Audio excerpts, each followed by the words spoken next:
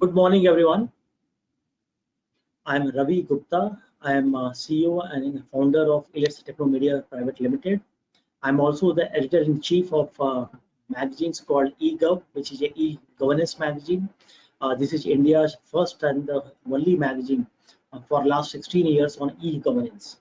We have been bringing out success stories, the challenges of implementing e-governance in the vast country like India, and also covering a lot of international case studies.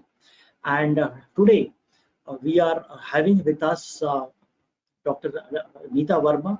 She is Director General of NIC, which is the National Informatics Center, Government of India. And let me tell you that NIC is the premier and the most critical IT organization for managing IT in the government systems, not only in the center but states and all over all the districts of the country. And they have also reached out to the villages and at the panchayat level. So to discuss how we are going to like how has NIC dealt with the COVID-19 situation, and how has NIC emerged as a very important disaster management organization arm of the government. We are with Dr. Neeta Verma. Welcome, Neeta ji, for joining this program with us. Thanks for joining. Namaskar. Namaskar. So to start with, I am requesting Dr. Neeta Verma to please talk about the history of NIC, like how it is, how it started, why it started, and what is the NIC network, how big is it, and what has been the major milestones of NIC. Please. Thank you, Ravi, and good afternoon to all of you. NIC is a 4 decades old organization. It is set up as an ICT arm of the government, and it is also a very uniquely positioned institution with presence in central government, state government, district administration, as well as panchayats.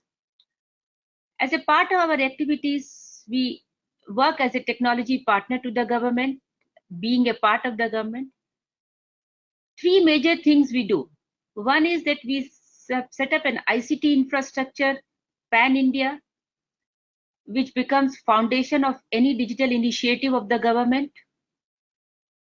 We have also built a number of digital solutions, digital platforms over time to cater to various government-to-government activities, as well as government-to-citizen and government-to-business operations, services, engagement with the citizens, and so on and so forth.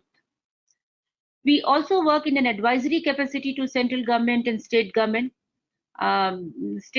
on various use of new set of technologies and how can they be effectively used in governance. Some of our solutions over the time have evolved into digital platforms. There is a whole big ecosystem around it and is being used at a national level. Like we have this system called Vahan and Sarthi, which is a national register of vehicle registration and driving license, same platform being used across all the states, which has now been extended for these e-challans, which you see when the cop is having that POS machines and issuing a challan, accessing your vehicle details, driving license details.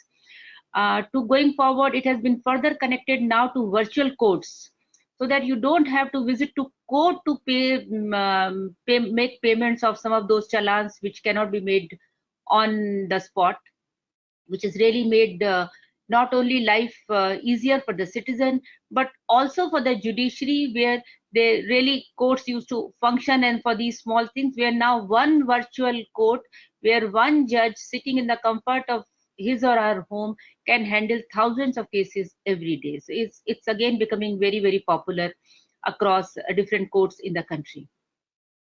Similarly, we have this immigration visa system, which has helped immensely in issuing this electronic visas. And it has also been a very, very useful system during this immigration, when we had to stop people from coming from various countries and and it has really worked with the immigration department to make sure that it supports the various policies of the government, which was changing almost by every day, kind of a thing.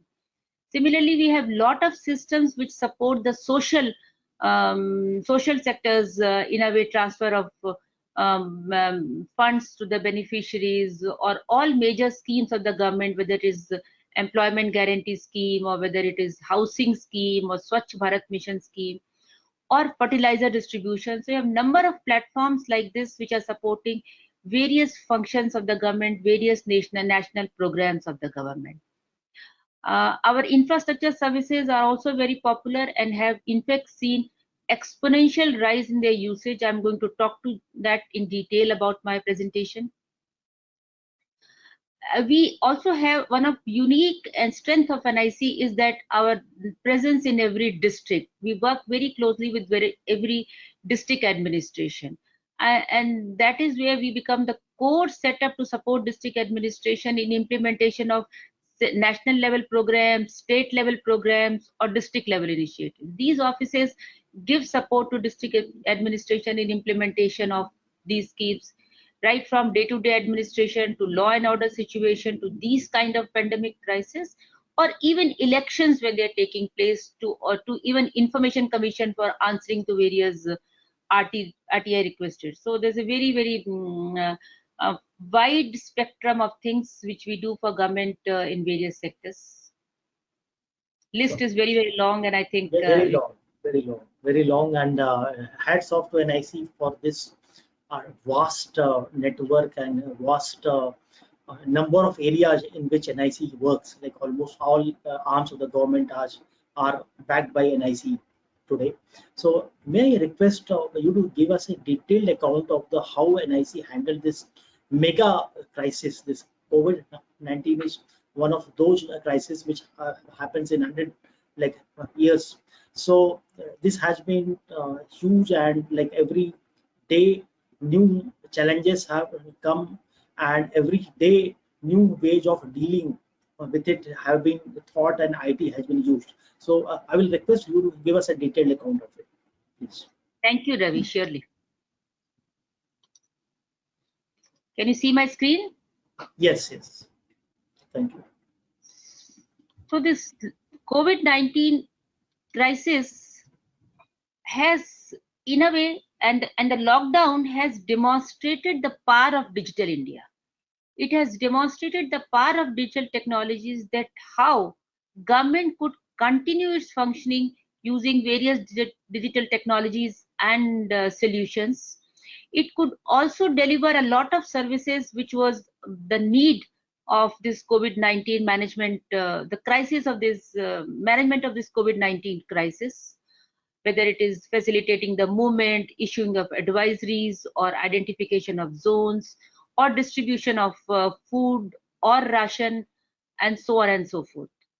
This has also demonstrated the adaptation of government officials, the use of digital technologies, in the sense that how can they, using this digital communication and digital technologies, they could not only work from home, process their files from home, do meetings by participating, sitting at their home, and lot of government activities and functions have continued to function using these digital technologies.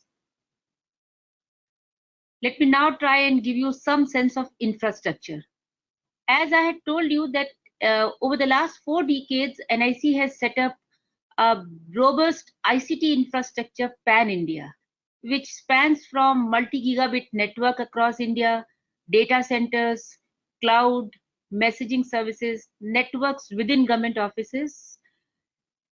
This all infrastructure has seen exponential rise in its usage during this lockdown period, and by continuous 24/7 availability of this infrastructure, NIC has demonstrated the robustness of this infrastructure as well as resilience of NIC team, who has worked 24/7 managing this infrastructure within the constraints of lockdown, where we could have very few people on the site. Rest everyone was managing from their homes. So This was a classic example, and as you said that in any, and has given us a confidence that how can we really handle into any disaster situation, God forbid if it arises. So that's been a very, very encouraging experience. And also, and these kind of crises also gives you an opportunity to test your own infrastructure as well as your own resilience. So I'm really glad that we've been able to do it very, very satisfactorily. Video conferencing services are being talked all about, and they have been actually a mainstay of government's communication across all its wings, be it President of India, Prime Minister of India, all legislative members, executive meetings, as well as judicial. Even Supreme Court has used video conferencing services to hear a number of court matters during this lockdown period. This video conferencing services has also helped government not only connect with government functionaries across India, but also to the various professionals like IT industries, health professionals, pharma professionals, media professionals, while they were all sitting in the comfort of their homes. So all those meetings, interactions have happened. A number of international meetings like NAM, G20, and various other meetings have also happened using these video conferencing services. So be it government interactions, be it policy making, be it monitoring of this pandemic, or be it supporting the war rooms of the various state governments, video conferencing services have really come in a big way, rising to the occasion and helping government communicate in a seamless fashion. Our e-office platform, which is basically a digital workplace solution, is being used by central and state governments for quite some time. During this lockdown period, we have enabled a number of government employees to work on this e-office from the comfort of their homes in a seamless and highly secured manner. During the lockdown, 1 month of lockdown itself, over 10 lakh transactions have taken place of different files in the government of India alone. And when I say transactions, I mean creation of new files, processing of these files, forwarding of these files, to even approval of these files. And not only file movement, even your tour not so relevant, tour, leave, your appraisal, and knowledge management on can be supported from this solution. This is a statistics of the state. Over and above 28 state governments are also using this e-office platform, and wherein they have been able to move their files from district to district administration to state administration to even till chief minister. No paper, quick movement of files have really helped government continue its functioning in this hour of crisis.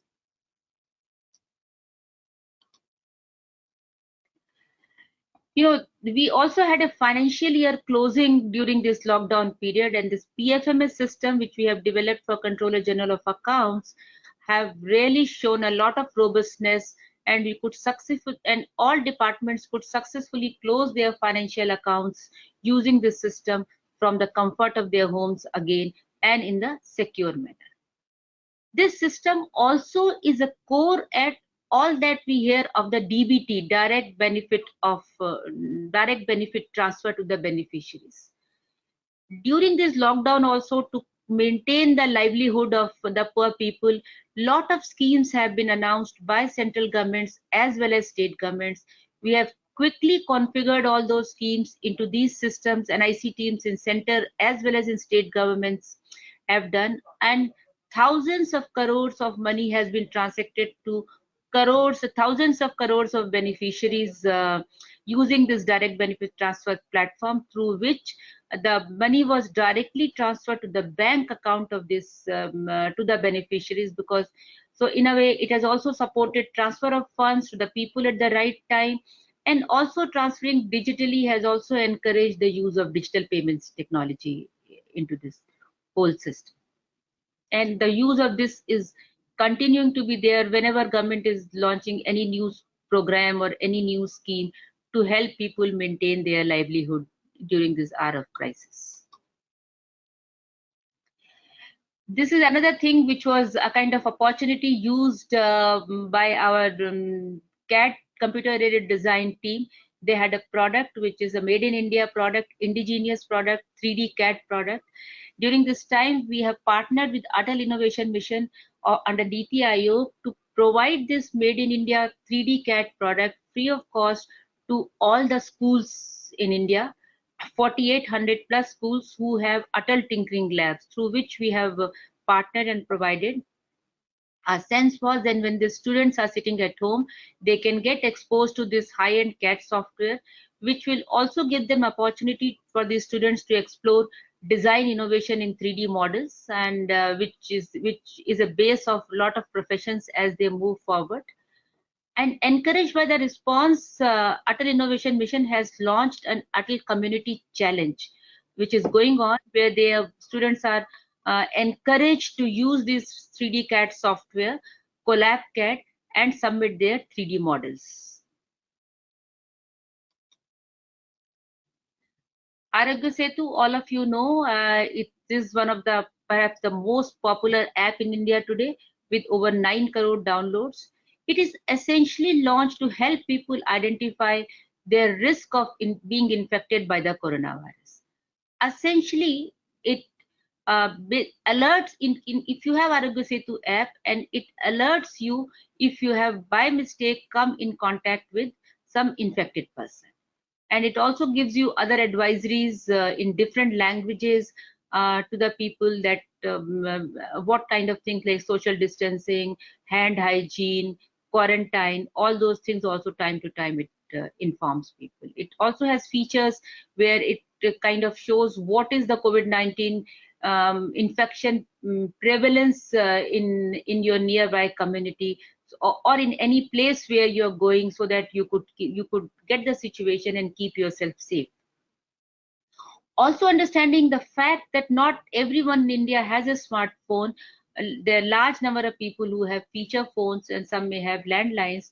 So recently we have launched Arogya Setu IVRS, which is the companion to this app, which is for feature phones and landlines.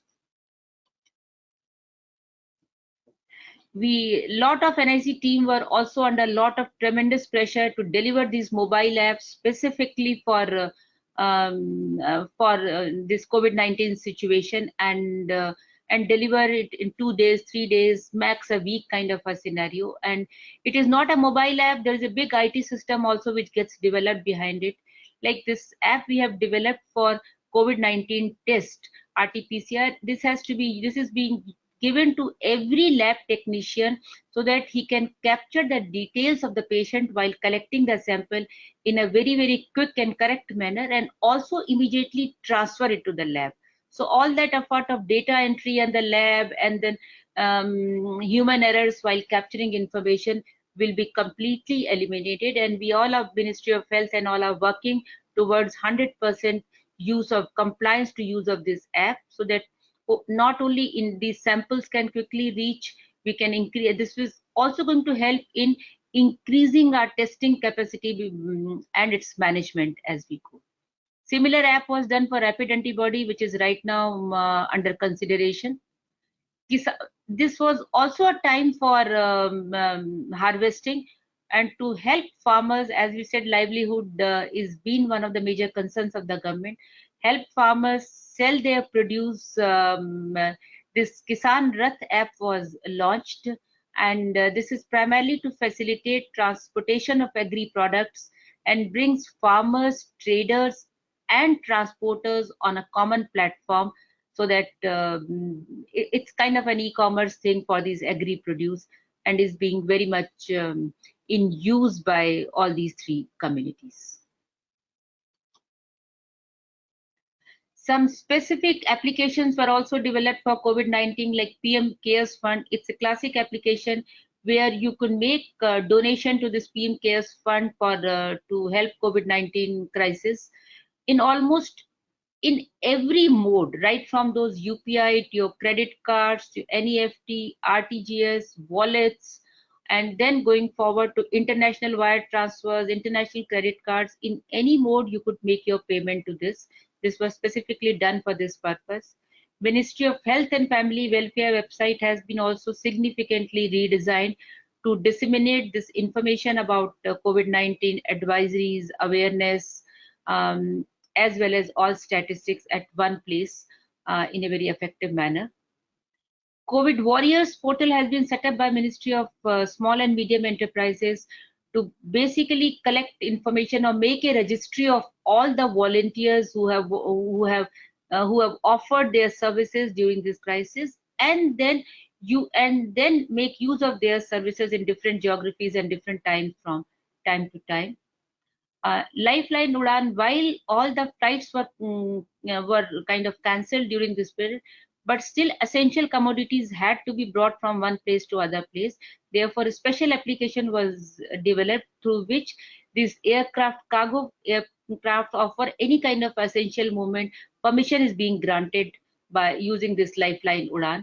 And this has been really very helpful in transfer of essential equipments, medical equipments, or essential commodities from one place to other place during this time of lockdown. Like this, many other states, in fact, government has formed some 9 empowered groups of secretaries, and NIC teams are supporting each of this group with whatever kind of technology solution or reports they are asking from time to time. So everybody is kind of working practically on much more than perhaps what we work in our regular timings, because every report has to be given on almost real-time basis. State centers of NIC, as I said, and districts have also been very actively involved with their respective state governments. They have essentially they are helping those state governments manage the situation in their respective state, managing the quarantine facilities, doing the surveillance of COVID positive patients so that they don't move here and there and further enhance or to contain the spread of the virus. There are also systems done to help hospitals do their management and report the status of the patients. Like Delhi government also made a system, DBT system, to pass financial assistance to the drivers, and also, as you can see, and Jharkhand developed an application to help people who are stuck here and there for any kind of advice or any kind of other questions they had, or any of the financial help. So this is a helpline kind of a thing put through a mobile app.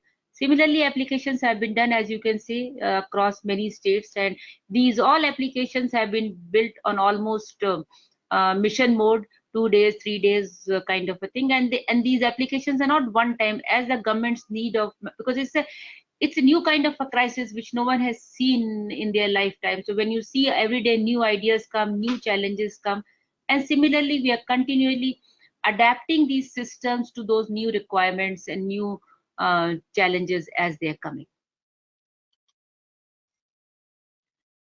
This is one system which is the e-pass system, where more than 21 states, I think now number has further increased, states, we are helping them issuing electronic passes for movement of not only the vehicles but of the individuals for essential services, for medical reasons, or for any kind of, or maybe if they are health workers or frontline workers. So for their movement, this system has been developed. It is a highly sophisticated system, and more than 21 state governments are already using it. Recently, we have also integrated this system with Arogya Setu, so that the approving authority, when issuing a pass, can also see the health condition as far as coronavirus is concerned of the individual who's applying for a pass, and then take an informed decision of issuing a pass or rejecting a pass.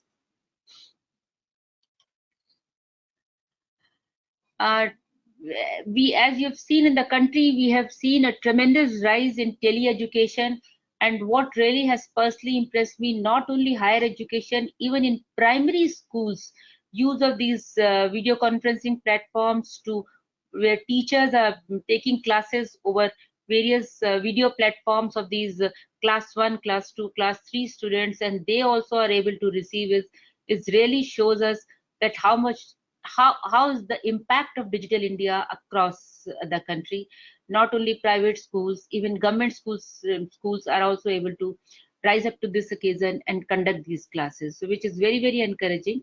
We have National Knowledge Network, which is a high speed network pan India, which connects all eminent institutes of higher education, whether it is central universities, state universities. Over 700 plus institutes are already connected. For they were initially primarily used for education as well as collaborative research, but during this period of lockdown they have heavily used this network to conduct these classes, conduct examinations, and now we are also using this network to do this counseling for admissions, because this was also a time of counseling and admissions to various institutes. So this network is been at the core of all these, because it really provides a very, very high speed gigabit, multi-gigabit connectivity for these institutes to connect to their students from their homes and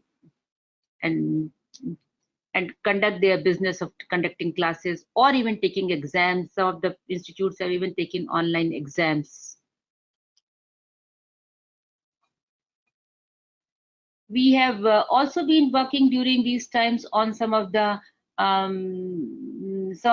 emerging technologies, and seeing that going forward, how can we make more and more use of these emerging technologies. We already had launched some center of excellence in the recent past, and these centers have also worked to basically not only build solutions which is COVID specific, also see that how can we build solutions which will be handy when we have this work from home becoming a new norm kind of thing. So we have the Center of Excellence for Data Analytics, Center of Excellence for Artificial Intelligence, and Center of Excellence for Blockchain Technologies.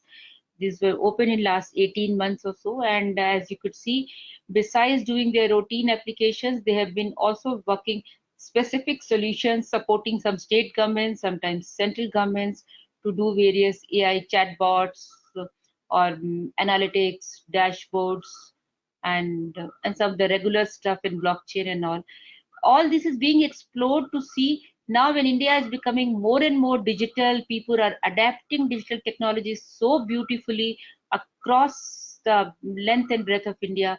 How can we now use these technologies to deliver next generation of citizen-centric solutions and services go forward? Thank you. Thank you, Dr. Nida Verma. A very comprehensive presentation you have given. Some questions like how is NIC helping, like every day a new situation is emerging and your team has to work on it. So are you also taking the help of the IT industry overall to help you in this crisis situation? Yes, of course. In fact, we have a whole family of um, extended family where all these private companies and the professionals from there are deployed on various products. Even if it's managing of our infrastructure, we have a whole sort of industries companies which help us in managing. Also, in our applications and all, we really have a large set of these people who are kind of on contract from these companies and really help to perform this task from time to time. We have also taken the help. We had to do some urgent procurements because when we said work from home, so we had to provide laptops, we have to provide all kind of devices, and they're also they're immensely helped in delivering things in almost 24 hours across India to various offices, which really helped us deliver our services of the level which was kind of required. Sure. One of the major challenges which has occurred when the COVID situation started was that tracking the people who are coming from outside India and who might be having a COVID-19 situation. So how did NIC help in that aspect? See, we have this system called IVFRT, Immigration Visa Registration and Tracking System. What it does is this system is deployed on all checkposts in India, whether sea post or airports. And all electronic visa and immigration is handled online using this system. So what we are basically doing, as government's advisory was coming, first of all, issuing a visa of denial of visa country by country. If you remember, we had closed these things first, 6 countries, then few, as we saw different countries were getting coronavirus infection more, and accordingly these policies were changed from time to time. So one is, so we had a team which was working really hard to change to these policies and change systems to cater to these policy guidelines. Second thing always was done, because the first set of people, as we were saying, that it was everybody who was coming in that last 3 weeks or maybe a 1 month period, and extra all their information was being collected. Also was found that in which state or which place they are going, and this information electronically was being shared by the state governments and district administration, so that they can take care of their quarantine, they can monitor quarantine, they had to be kept in surveillance for 2 to 3 weeks. They use their contact numbers and all those things to be in touch with them. Also, in case they develop infection and needed some kind of a medical intervention on health, even this information help government even extending that kind of a service to them. Now again, when we will open, I am sure we are not going to open this international travel in one go. So I think that exercise of gradually opening one by one will again start. So our team is pretty geared up to really cater to all those kinds of services. Amazing. This is a great service which has been provided by NIC. And please also talk about that there is an emerging situation of the migrant laborers, and how is NIC helping in this situation? Yeah, migrant laborers is a very migrant labor was always there, but now the systematic movement of migrant labor from one state to is already there. All state governments are working on this, and our state centers are supporting each of this to their respective state governments in working out NIT systems through which they can not only plan their systematic movement, because we don't want too much of a crowding, and once they reach the state, their deployments to respective quarantine facilities, and they are monitoring there. Also, if there are some states are also offering financial assistance, so transferring of those financial assistance.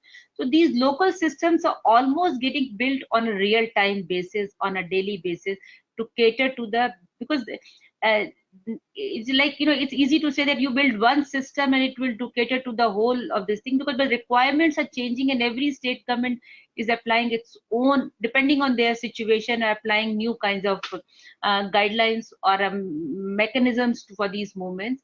So all our NIC center are helping all these state governments develop these systems, and for smooth, and provide whatever support we could through technology for smooth migration of or transfer of these migrant laborers from one place to other place, and also monitoring their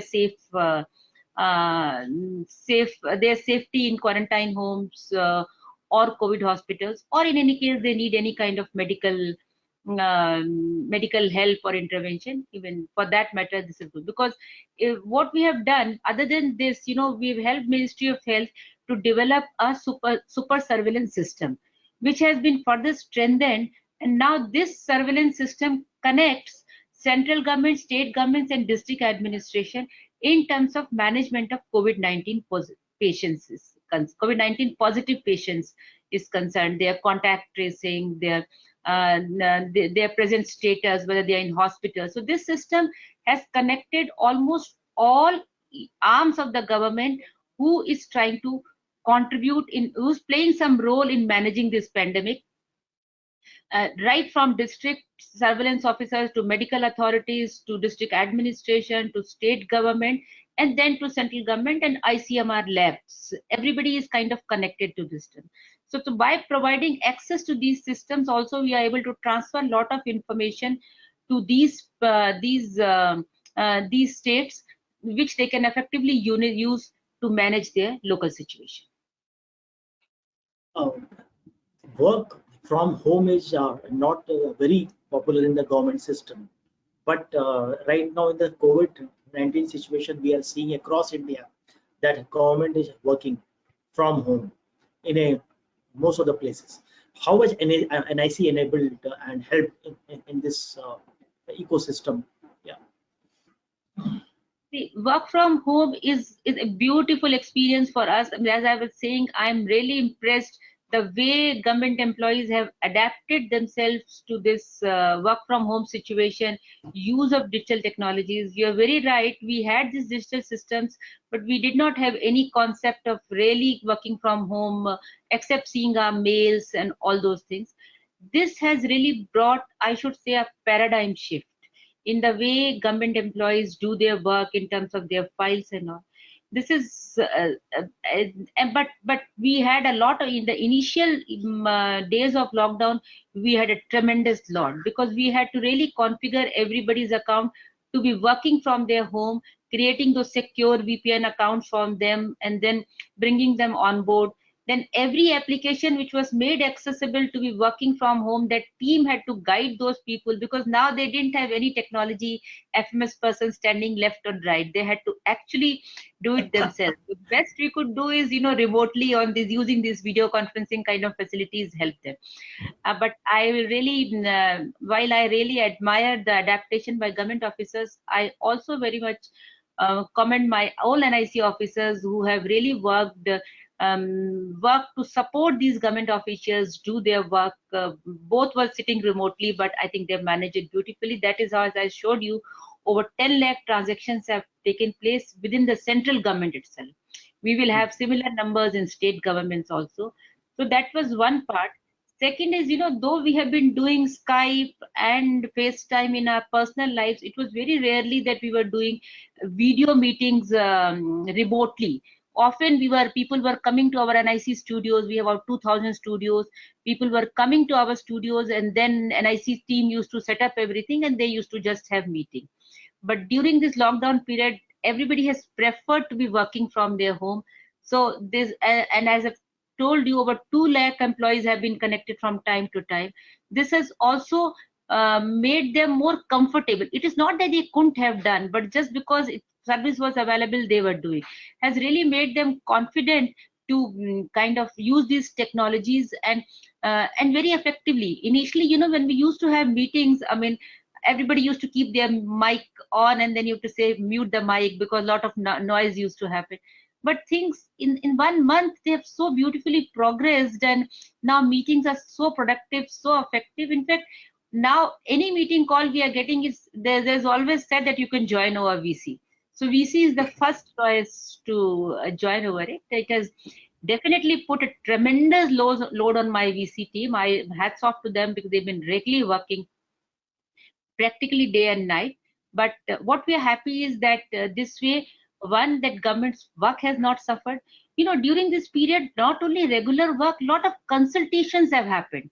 The secretaries of the ministries consulting with their counterparts in states, sometimes cabinet secretary doing meetings with chief secretaries, empowered groups were made, ministers empowered groups are there. So everybody is doing a lot of consultation, and all that consultation used to happen over VC, and tremendous use had happened. And I think people must have also adapted it, and in the times to come, I see this becoming a new norm, that we are doing meetings from our own offices instead of going for the meetings to a particular place.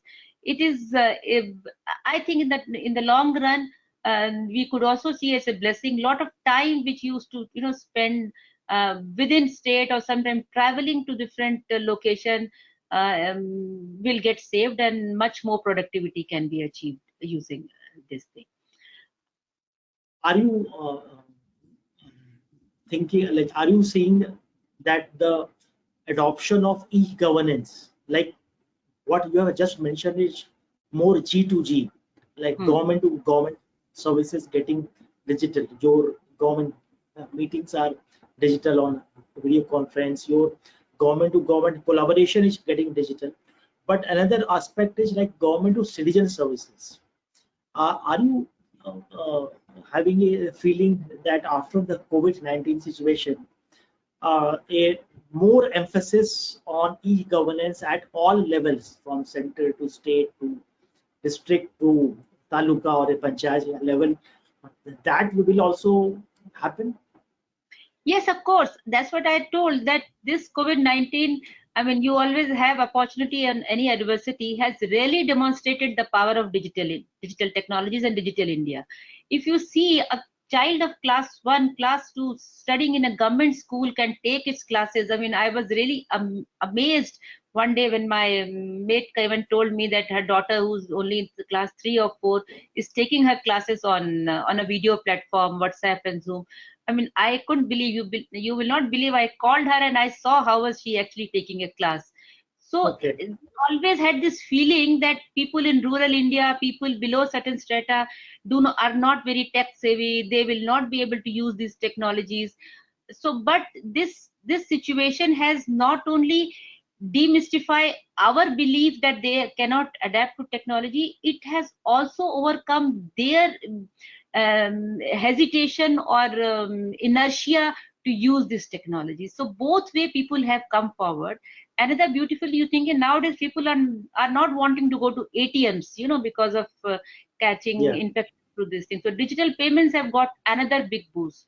So now if you have digital payments, you have digital technologies. And one thing also we should really appreciate our telecom services in the country. I mean, despite having so much of, as we are seeing our network alone had, so we can see their networks must have really seen a tremendous pressure, and they have really stood to this thing. And the fact we are able to do these meetings like this is a testimony of robustness of our telecom. So once you have infrastructure in your place, you have people who can now be tech savvy. So what is stopping us? I think this is the best time we can have more and more services digital and make really truly inclusive in the time to come. Sure. You have mentioned about Arogya Setu in your presentation. There is a lot of debate around privacy. So if you can mention about that, how are you addressing the privacy issues? So Arogya Setu, first off, let me tell you how it works. So Arogya Yes. Setu is a mobile app which you can download from Android or iOS. Once you download, you basically do your registration. At the time of registration, your location is captured once, and your basic information, which is very, very basic information, is being converted into a digital ID. Now you use it, and as you start using this information, it on a certain interval captures your Bluetooth information and your geographical lat long. It basically captures this information, is encrypted and kept on your phone itself in a highly encrypted fashion, so that even if your phone is compromised, this information is not easy to be accessed. Only when you turn out to be corona positive, that time your last 14 days information is taken from your phone and is being transmitted to a government server. That too, only your this information of Bluetooth contacts travels through your digital ID, your phone number, your name, your contact, nothing travels along. While being transmitted also, it is in an encrypted mode, so it is safe while in transit. On the server, this information is analyzed and find out who are the people who have come in close contact with this corona positive patient. That means if the algorithm is 1.5 meters and over 15 minutes, if you have been in touch with this, then there's a possibility that you might have also acquired the infection. And then it basically alerts those people that you have been in touch with the corona positive patient, and therefore you should either self quarantine, and if you develop any symptom, you should go and get it tested, which is as per the prescription of ICMR. See, why is this critical? Because in this COVID-19, you do not get any symptoms sometimes even till 8th day, 9th day, or 10th day. So even if the person who is carrying a COVID-19 infection may herself not know that he is infected, and he may meet his friends, family, and everyone. But and so whosoever have you met while you had no symptom, those people might have infected because nobody knew, but everything was very normal.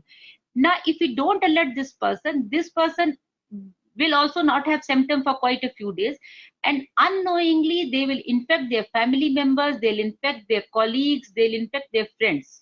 So it is basically to help people to save themselves as well as save their family, friends, and community. Therefore, this is very important to inform. This is the essential thing it is doing.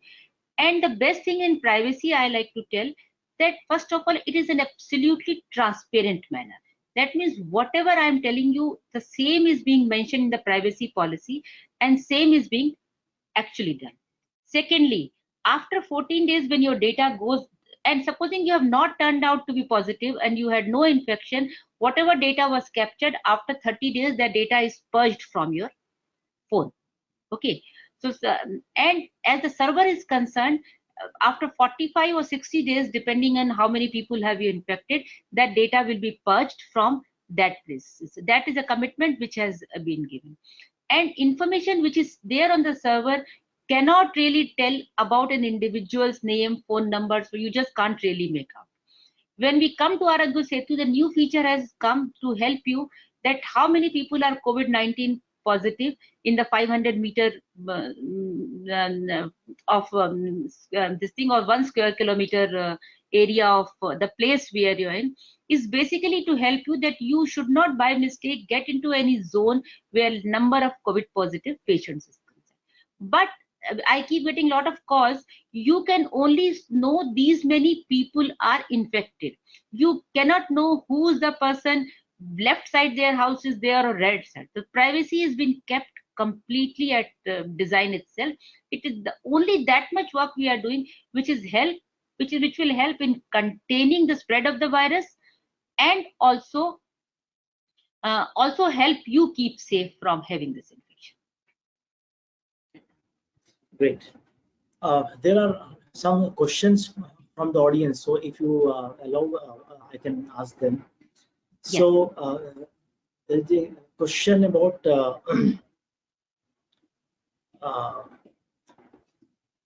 someone is asking who is from a university that what is the concept of NICN, the National College Network, and if I am a university teacher, how I can use it. So this is the question.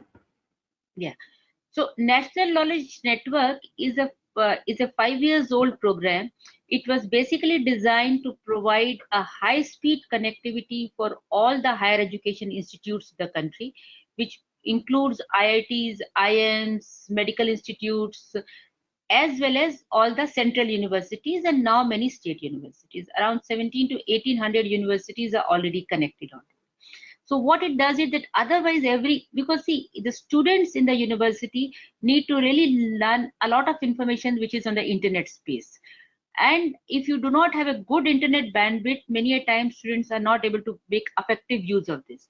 So this internet bandwidth to these universities were all provided free, and also it was kept secure. So all those malicious attacks and all that has been, these connections are protected from all those things. So that was the one thing which did. Second, it also encouraged a lot of collaboration between the Indian institutes as well as the Indian and their foreign counterparts. So it is already connected to research and education networks of Europe, of Singapore, of Sri Lanka, of US, of UK. It's connected to all these things. It's also connected to CERN laboratory. So scientists sitting here are able to schedule their experiments in CERN laboratory from their Indian location itself. So it's really given a lot of boost to the international collaboration on research as far as academics. When the some new IITs came for about a year, when they had no campus and they did not have all this infrastructure, one older IIT used to, I remember IIT Madras used to mentor IIT Hyderabad. So all lectures used to take place using this network from by the professors sitting in IIT Madras and students sitting in IIT Hyderabad. How can you use? You basically have to contact your computer science department and also find out that how can you really make use of this NKN connection. Sure. There is a question by someone asking that many government departments prefer to directly use private sector services, IT company services, rather than working with NIC. So your views on this aspect? No, there is no harm. See, it depends what is the capability of that department. If you have some IT people who can take work from, because the company contract will be for a limited period. Okay, once the company goes, you have someone to handhold that application and sustain. Application once done will have to continue. So it depends what is the kind of internal setup you have, and in case you want to use the IT services, India is known for its very mature IT industry. There's nothing wrong in this, and there are mechanisms like we have central procurement portal, or we have government e-marketplace, where you can easily avail services of these companies, and you should. There is a question that just a second, read this.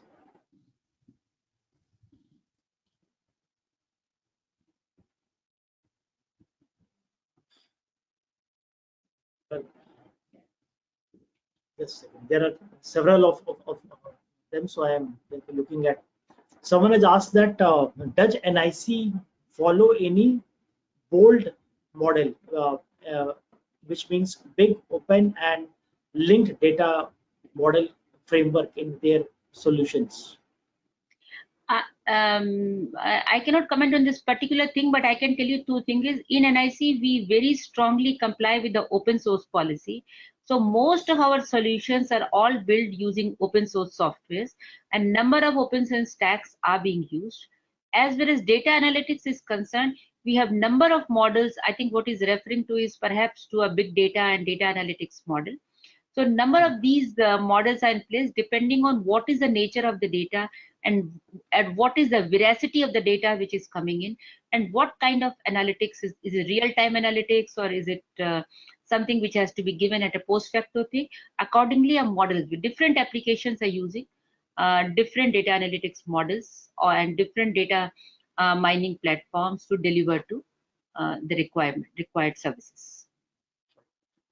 There is a question by someone that does NIC network help in primary school IT infrastructure also?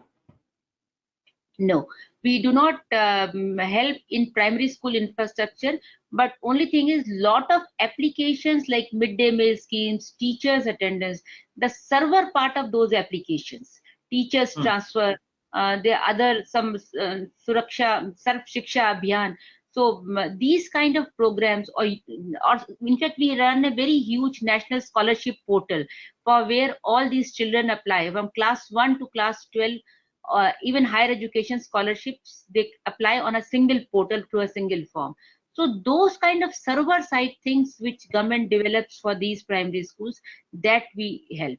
As far as schools network is concerned, that's either if it's government schools done by state governments, or by private schools, they do their networks by themselves. Sure. There is another question on Arogya Setu, that how can you identify a patient as COVID positive? In my 2 kilometer range, one patient was showing as COVID positive in Arogya Setu, but there is no positive patient reported. So my question is whether a patient is COVID-19 should be entered by the patient, or any validation should also be done. Yeah. So COVID-19 positive patient report data we receive from ICMR, because ICMR labs are the designated bodies to declare any patient as a COVID positive patient. So when we get details of that person, then only we mark him COVID positive, not before that. Number one. Number two, when you're taking of a location, see, there is a possibility that this person, when he had registered with this app, that day we had captured his lat long, and he was kind of tagged to that particular location. That time he was in your locality. Later on he moved to some other locality, or now he may be in the hospital. But since his original location was at that place, that is the reason we show. The reason for, because if somebody is COVID-19 positive, after that he has to be in the hospital or quarantine mode. He will not be at home in all cases. But then if he has been there for a certain amount of time, the possibility of the people in that household or people in that community of getting COVID positive becomes high. So it kind of gives you an indication that what is the spread of COVID-19 in this particular locality. there is a question around how is NIC reinventing itself. Like are a lot of changes happening in technology all the time, and there are new demands of the government and citizens happening. So how is NIC changing? What is the vision? Yeah, so see, as I said, for the last 3 to 5 years, our focus has been continuously on 2, 3 different dimensions. First of all, we have started consolidating. We had developed, thousands of softwares over time, and we realized many of these softwares working in different states were kind of doing an overlapping work, and we always have human resource constraint also being into this. So therefore, we have consolidated and converted our offerings into some 20-25 national level platforms. And over the time, I'm very happy to say, in the last 10 to last 2 years, these platforms have matured, and each of these platform is covering 70 to 80% of India. I mean, each platform is being used by 30 states, 25 states. That's the kind of distance. So adaptation is very high. And this covers, as I was telling you, transport sector to rural sector to fertilizer to agriculture, all to finance. As I told, we have a common system. So this is what we are doing. So this helps us optimize our efforts. And then since we have only these 20 products, we put state of the art technology on it time to time. Second thing is we have built a number of competency centers, like mobile competency centers, application security centers, where people are focused on not only learning the new developments in this, also exploring how can these be used into this. And whenever any team of NIC has to deliver that service, like if I had to do a mobile, let me give an example. I had to do this RT-PCR app, and this has to be delivered in 3 days, and everybody here was busy. So I contacted my Himachal team, and I said, since you do not have too much of a spread of COVID-19 also, so you please design this application for me. So sitting there, a senior officer from here guided them, and within a span of 1 week they can come up with such a beautiful app, which is really proving to be very, very useful. So we do a lot of cross country collaboration and make people uh, become the focus center of specialized center of this thing. Second thing, we have really worked very hard in in upgrading the skills of our people, because as technology is moving and whole of industry is saying that with the new letter of technologies, old skills may not be relevant. So we have number of initiatives in this. For last 3 years, we have been running webinar every day from 1:30 to 2. And my people were saying, this is your first webinar, and I should be thankful to you. I could not do any webinar, and everybody else in NIC had done. So I must really thank you for that. And so where NIC officers across India are supposed to talk about on some new technology, and everybody in NIC from all over from their seat connect. It's been a very popular thing. In fact, in some time we had to run 2 streams because so much of a demand of these things is concerned. Then we have also made a skill upgrade platform. It's a CBT platform. We call it Vidya Kosh, where we have mapped that people in this level working in this domain have to undergo these many credit points of online courses. So with this continuously they're doing. Third thing we do is we run hackathons within the NIC itself, where we pose a problem, they make teams. It encourages them to make teams. Why I find it very happy, even some young bright officers sitting in districts are also doing wonderfully well in these hackathons, and that way it also becomes a talent hunt exercise for us, that we find where the right talent and good people are sitting, because it's a large setup. And then we have, so like this we have number of other programs, like recently we're focusing on software quality.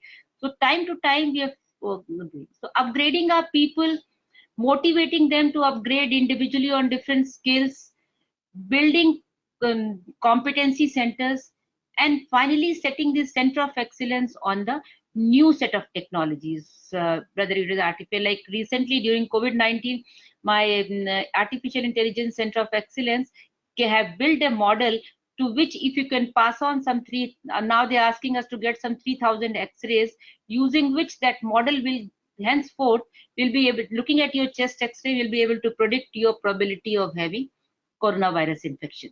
because as you know, coronavirus essentially affects our lungs. So lungs X-ray. So we are in the process of trying to get those X-rays of COVID-19 patients. So these kind of lot of new things are being done. So I'm pretty confident that that catering to, not only we are catering to the new requirements of government, but we are now in a position to guide government that what is the new technology they should use for which domain. And another question is actually related here, that many students, many states are using different technology, different platforms, and many a times there is a replication of the efforts happening in states and departments. So is NIC trying to help and uh, guide the states on which technologies to use and which platforms to use, if you can? Yeah. Yes, as I told you, that has been one of the focus. While we are a big country and these kinds of duplications to some extent will happen, and duplication is not duplication. Sometimes it also gives rise to some kind of a innovation. You see new way of implementation. So I feel some sort of parallel things happening is not bad. It rather gives a kind of healthy competition, but more importantly, it kind of gives what should I tell? It kind of gives a scope for innovation. But what we are doing specifically, as I said, we have these 20 platforms. If now any requirement, because these platforms are generic enough to be used by any state at anywhere. And as I told you, like each of my product is single product is being used by 20 to 25 states. So I'm sure now any state government can use. So whenever there is new requirement comes, first of all we we offer them this product, give them the description, um, uh, give them the what do you call it? Give them the demonstration of this product. Very often they are able to they come to this thing, and that is how adaptation is increasing. But in case they have something which is very unique, we go ahead and do this thing. But first attempt is always to show them the product in that thing. And I personally feel over the last 1 year or so, we have seen a lot of what should I say, a lot of acceptance from state governments in using our national platforms. Because you also have we have to understand, just by if I have developed an X state, it cannot be directly used by Y state unless I really make it generic, customizable, personalizable. Unless I do those things in my platform, then only. So which we have been able to very well do for these 2025 platforms, and therefore their acceptance is very high. There is another question that you have seen firsthand the last 20 years of implementation of e-governance in the government in India. How will the next 5 years be different from last 20 years?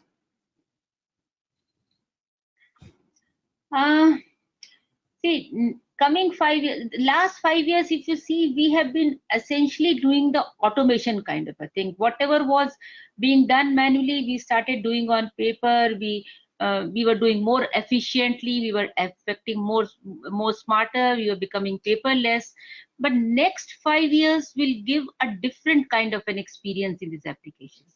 You will have these technologies of blockchain, of AI coming into it, which is really going to give a lot of a new way of delivering these applications, also a new way of government functioning. It will also build a new kind of a trust between the technology and the individuals. Like supposing yesterday I was having a review, if all these academic certificates of the individuals, could be put into some kind of a blockchain, then every time, and each one of us during our career initial years, how many times we have to make copies of these certificates and submit at every places, even if it's a scan copy, upload. And I'm sure if I look at my data centers, each of the persons at least 10 to 15 copies of the certificates I must be having here and there, because everybody has captured. On the other hand, if I could put on blockchain, I can directly give my link to the blockchain. I do not have to get it attested. I don't need high speed connection to upload it. And as a government, I don't need those big storage boxes to store it at the same time.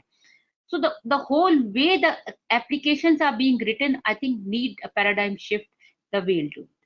It is also going to, you have already seen, technologies where I am speaking in English, you are speaking in Hindi, and over the wire it is getting translated to the other thing.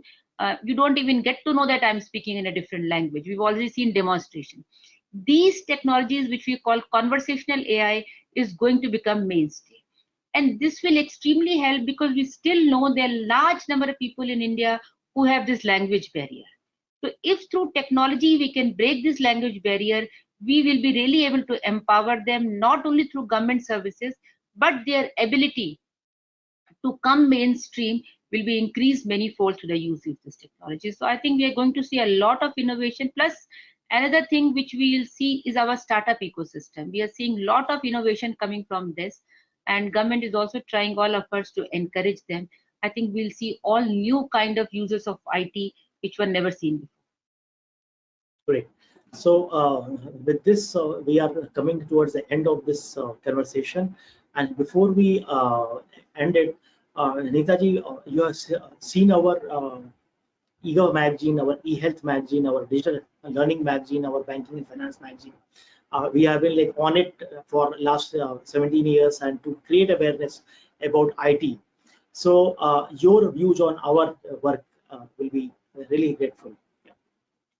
No, I have seen eGov magazine, I think from its day one. It's doing a wonderful job, and it is a niche magazine in this segment.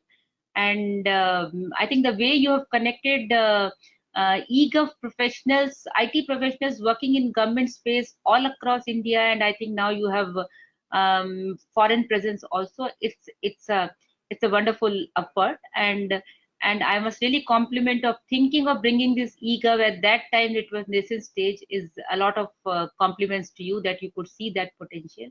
Particularly your all these forums and digital forums and workshops are also extremely useful, and it gets everyone an opportunity to learn from others, because eGov is not only a technology game, it's sort of experience on the ground. Implementation experience is very, very important. So these, I think, platforms serve a beautiful purpose of this. I like to compliment and commend entire team under your leadership who's doing a wonderful job.